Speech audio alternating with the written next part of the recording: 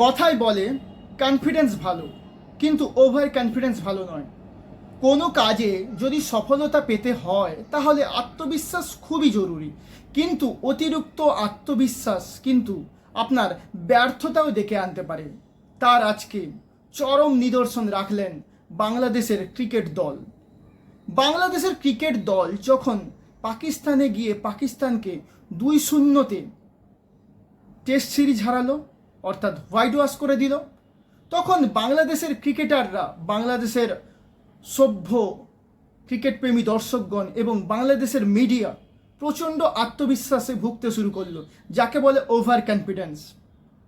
তারা মনে করতে শুরু করলো তারা ভারতে এসে ভারতকেও পাকিস্তানের মতন বাংলা ওয়াশ করে দেবে এবং তারা ছিনিয়ে নেবে বিশ্ব টেস্ট চ্যাম্পিয়নশিপের ফাইনালের টিকিট। কিন্তু তারা ভুলে গিয়েছিল যে ভারতীয় দল এই মুহূর্তে টেস্ট ক্রিকেটের 1 নম্বর র্যাঙ্কে অবস্থান করছে।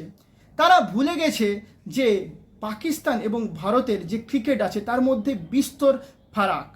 পাকিস্তানের ক্রিকেট পরিকাঠামো ভারতের ক্রিকেট পরিকাঠামোর মধ্যে অনেক অনেক ফারাক। পাকিস্তানকে এখন যে কোনো দল হেসে খেলে হারিয়ে দেয়, কখনো আয়ারল্যান্ড হারিয়ে দিচ্ছে, কখনো আবার ক্রিকেটে সদ্য আগত ইউএসএও হারিয়ে দিচ্ছে। তাই যদি পাকিস্তানকে হারিয়ে বাংলাদেশের ক্রিকেটাররা ভেবে নেয় যে তারা সহজেই ভারতকে উড়িয়ে দেবে, হারিয়ে দেবে, হোয়াইট ওয়াশ করে দেবে, বাংলা ওয়াশ করে দেবে, তাহলে নিতান্ত বোকামি ছাড়া আর কিছুই নয়। ঠিক এই বোকামির শিকার হলেন বাংলাদেশের ক্রিকেট দল, বাংলাদেশের মিডিয়া এবং বাংলাদেশের সভ্য ক্রিকেট প্রেমী, ক্রিকেট পাগল দর্শকেরা। বাংলাদেশের ক্রিকেটাররা যে স্বপ্ন দেখেছিল যে তারা সহজেই ভারতে এসে ভারতকে হারিয়ে দিয়ে ওয়ার্ল্ড টেস্ট চ্যাম্পিয়নশিপের জন্য টিকিট তারা হাসিল করে নেবে, সেটা আজকে বাস্তবের পাথুরে রাস্তায় পড়ে গড়াগড়ি খেল। ভারতের প্রথম ইনিংসে 376 রানের জবাবে বাংলাদেশ ক্রিকেট দল 149 রানে অল আউট হয়ে গেল। বাংলাদেশের ক্রিকেট দলের মাথা কাটা যায়নি, কারণ ভারতীয় ক্রিকেট দল তাদের ফলো অন করায়নি। যদি ফলো অন করাতো তাহলে বাংলাদেশের ক্রিকেট দলের আজকে মাথা কাটা যেত। তাদের গর্ব, তাদের অহংকার যেটা তারা অর্জন করেছিল পাকিস্তানকে হারিয়ে, সেটা আজকে পুরোপুরি ধুলোয় মিশিয়ে গেছে। পাকিস্তানের বিরুদ্ধে বাংলাদেশ ক্রিকেট দল যে অ্যাচিভমেন্ট করেছে, যে সাকসেস পেয়েছে, আমি তার বিরোধী নই, আমি তার বিপক্ষে নই, কিন্তু ওই অ্যাচিভমেন্ট বা ওই সাকসেসের উপর ডিপেন্ড করে ভারতীয় দলকে ছোট করে দেখা তাদের ভুল হয়েছে। তাদের ক্যাপ্টেন নাজমুল হোসেন শান্ত কি করলো না, টসে জিতে প্রথমে ফিল্ডিং নিয়ে নিল। আরে বোকা, চেন্নাইয়ের মতন পিজে কেউ প্রথমে টসে জিতে বোলিং নেয়? টসে জিতে অবশ্যই ব্যাটিং নেওয়া জরুরি ছিল। চেন্নাইয়ের পিজে চতুর্থ ইনিংসে ব্যাট করা সত্যি কষ্টসাধ্য, এটা পৃথিবীর সমস্ত দেশ জানে। কিন্তু বাংলাদেশের মাথামোটা ক্যাপ্টেন শান্ত এবং বাংলাদেশের কোচিং স্টাফ এটা বুঝতে পারলো না যে চেন্নাইয়ের মতন পিচ, যেখানে স্পিনাররা ভীষণ সাহায্য পেয়ে থাকে এবং চতুর্থ ইনিংস যেখানে খেলা ভীষণ ভীষণ কষ্টসাধ্য হয়, সেখানে তারা প্রথমে টসে জিতে ফিল্ডিং নিয়ে নিল। এর থেকে আর বড় বোকামি কি হতে পারে? এবারে আসি দ্বিতীয় দিনের খেলা ঠিক কেমন ছিল। গতকাল ভারত 339 রান করেছিল, তাদের 6টি উইকেট পড়ে গেছিল। অপরাজিত অবস্থায় সাজগড়ে ফিরে গিয়েছিলেন রবিচন্দ্রন অশ্বিন, যার রান ছিল 102। তার সঙ্গে অবিচ্ছেদ্য জুটি হিসেবে ছিলেন রবীন্দ্র জাদেজা, যার রান ছিল 86। তো আজকে সকালে যখন খেলা শুরু হয় আমরা কেউই ভাবিনি যে বাংলাদেশের বোলার তাসকিন আহমেদের অসাধারণ বোলিংয়ের সামনে ভারতীয় ব্যাটসম্যানেরা অসহায়ভাবে আত্মসমর্পণ করবেন। কিন্তু ঠিক আমাদের ভাবনা যা তা হবে তা তো হতে পারে না।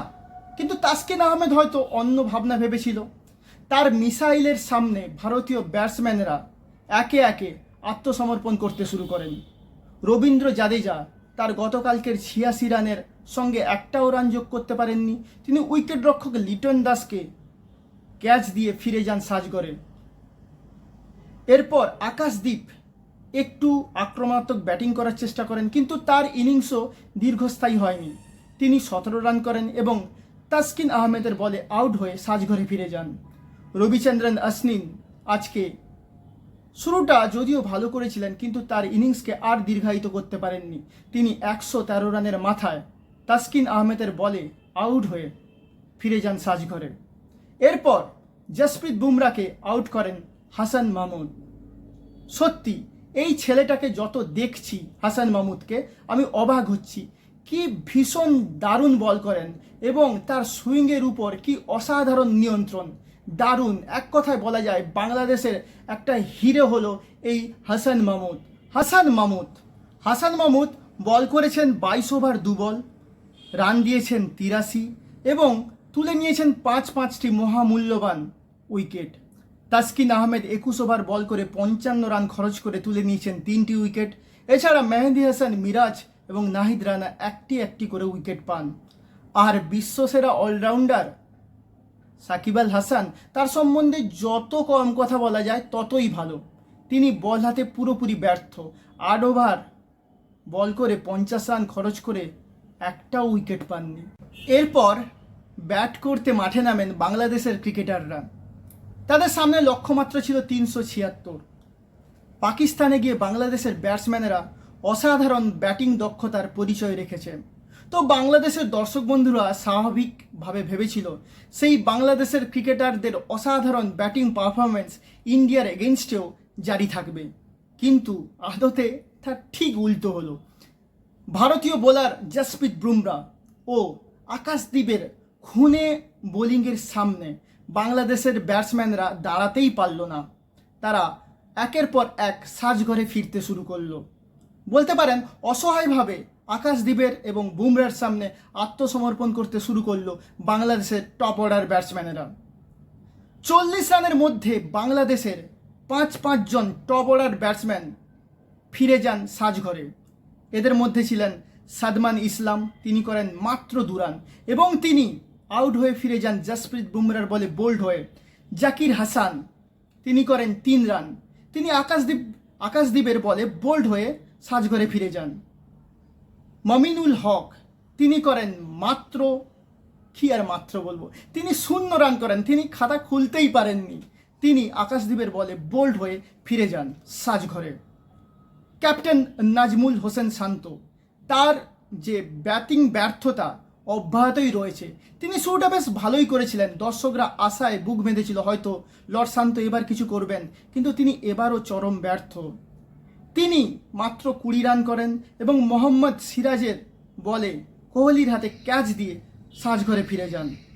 মুশফিকুর রহিম, বাংলাদেশের কিংবদন্তি ব্যাটিং স্তম্ভের একজন অন্যতম মূল স্তম্ভ, তিনিও আজকে তার নামের প্রতি সুবিচার করতে পারেননি।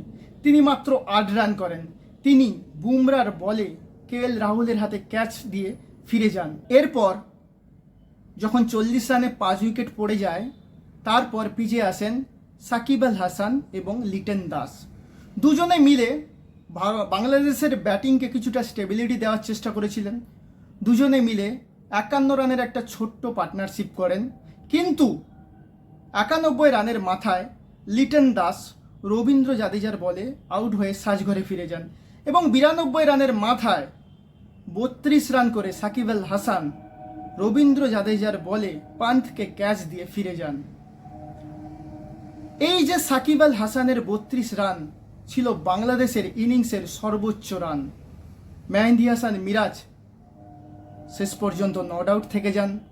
তিনি যোগ্য সাথীর অভাবে বাংলাদেশের রানকে আর বেশি দূর এগিয়ে নিয়ে যেতে পারেননি। তিনি করেছেন 27 রান এবং তিনি নট আউট থেকে গেছেন। ভারতীয় বোলাররা অসাধারণ পারফরমেন্স করেন। ভারতীয় বোলারদের মধ্যে সব থেকে যে ভালো বোলিং করেছেন তিনি হলেন জসপ্রীত বুমরা। তিনি 11 ওভার বল করেছেন, 50 রান খরচ করে তুলে নিয়েছেন 4টি উইকেট। এছাড়া মোহাম্মদ সিরাজ 10 ওভার বল করে 30 রান খরচ করে তুলে নিয়েছেন 2টি মূল্যবান উইকেট। আকাশদীপ আজকে ভীষণ ভালো বোলিং করেন। তিনি মাত্র 5 ওভার বল করেছেন, 19 রান খরচ করেছেন এবং তুলে নিয়েছেন 2টি wicket. Rabindra Jadeja as usual ভীষণ ভালো বল করেছেন। তিনি 13 ওভার বল করে 29 রান খরচ করে 2টো উইকেট তুলে নিয়েছেন। রবিচন্দ্রন অশ্বিন বল ভালো করলেও কিন্তু আজকে তিনি উইকেট পাননি। তিনি 13 ওভার বল করেছেন, 29 রান খরচ করেছেন। বাংলাদেশ ক্রিকেট দল মাত্র 149 রানে অল আউট হয়ে যায়। ভারত চাইলে বাংলাদেশকে ফলো অন করাতেই পারত, কিন্তু ক্যাপ্টেন রোহিত শর্মা বাংলাদেশ দলকে ফলো অন করাননি। যদি ক্যাপ্টেন রোহিত শর্মা বাংলাদেশ দলকে ফলো অন করাতেন তাহলে তা হতো বাংলাদেশের ক্রিকেট দলের পক্ষে সত্যিই লজ্জার। অন্তত লজ্জার হাত থেকে বাংলাদেশ ক্রিকেট দল তো বেঁচে গেল। এরপর ভারত আবার ব্যাট করতে নামে। ওপেনার হিসেবে মাঠে নামেন যশস্বী জয়সওয়াল এবং রোহিত শর্মা, কিন্তু রোহিত শর্মা ফার্স্ট ইনিংসের মতো সেকেন্ড ইনিংসেও ফ্লপ। তিনি তাসকিন আহমেদের বলে স্লিপে জাকির হোসেনকে ক্যাচ দিয়ে ফিরে যান মাত্র 5 রানে। আজকে যশস্বী জয়সওয়ালও তার নামের প্রতি সুবিচার করতে পারেননি।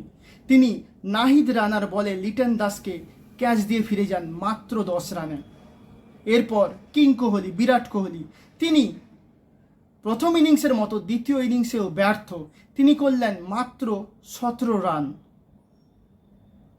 এখন পিচে রয়েছেন শুভমন গিল, তিনি 33 রানে ব্যাট করছেন এবং তাকে সঙ্গ দিচ্ছেন ভারতীয় ক্রিকেটের এক্সাইটিং উইকেট রক্ষক ব্যাটসম্যান ঋষভ পান্ত। তিনি 12 রানে নট আউট হয়েছেন। দিনের শেষে ভারতের রান সংখ্যা হলো 81, তারা হারিয়েছে 3টি উইকেট। এখন ভারত প্রথম ইনিংস এবং দ্বিতীয় ইনিংস মিলে মোট এগিয়ে রয়েছে 308 রানে।